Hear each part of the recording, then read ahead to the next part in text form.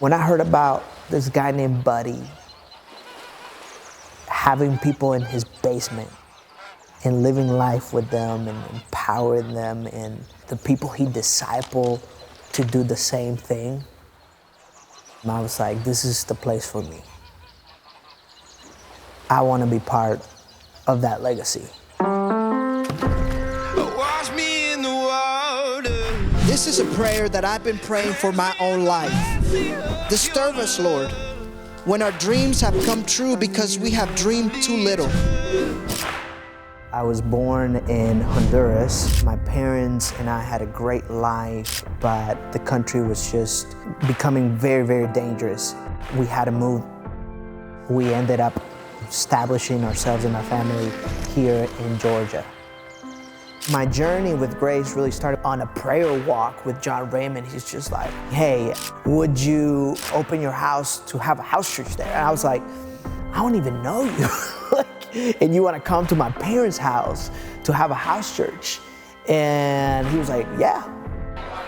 We started a house church. And he's just like, the Spirit is just telling me that I think you need to be the speaker of the house church. And I was like, I'm not the guy. But he's like, no, I think you need to be the guy. Your freedom is found in the one name. His name is Jesus Christ.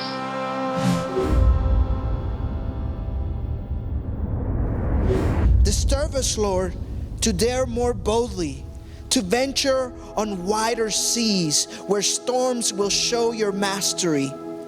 This we ask in the name of our captain, who is Jesus Christ.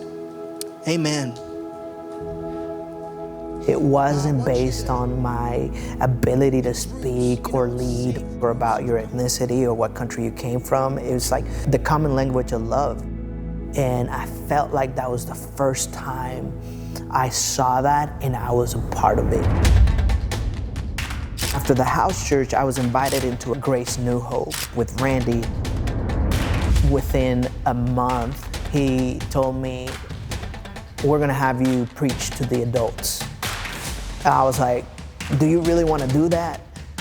I've never done this. Like, I don't like speaking in front of people. My accent is thick and my hands get sweaty.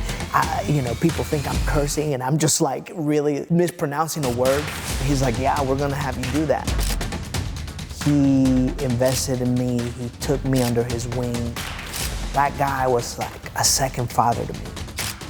After New Hope, it was just this pulling in my heart that I knew. I think the Lord's leading me to be a pastor. I had this really strong sense that the Grace Lanier community was longing to become a more established church. And so I just thought, you know what, I'm gonna start showing up with my family, let's see what happens. And lo and behold, Lee is there, just showing up, same thing. He was still the youth pastor at Grace New Hope.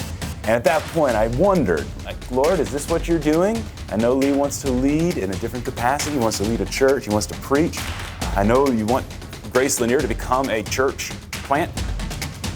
Are these two things coming together?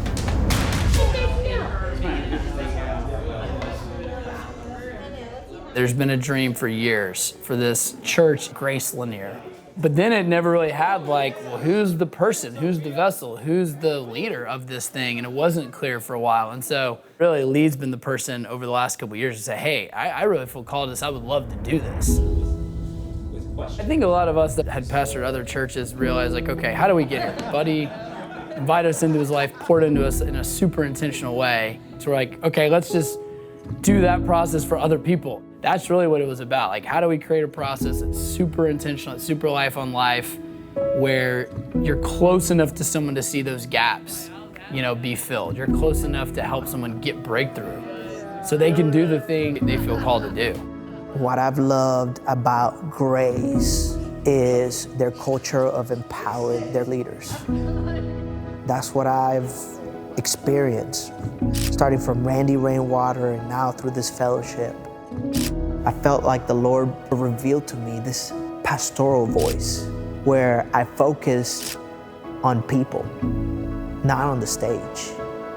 I don't want to just be a communicator. I want to have influence in people's life. I want to be connected to their lives. I want to love people well. As a family of churches, I talk to pretty much every pastor that's a part of the family, and they made the decision that I would be the guy leading Lanier. He's got those characteristics of the rooted renegade. He's proved himself. I think he's going to be a fantastic leader and pastor. My dream is to inspire people that have felt the way I felt in the past, that I'm not the most gifted or I don't belong. But God's placed something inside of every one of us, and I think if He said it, He'll do it. I want to be that person that goes beside people and speaks the truth of God in their life.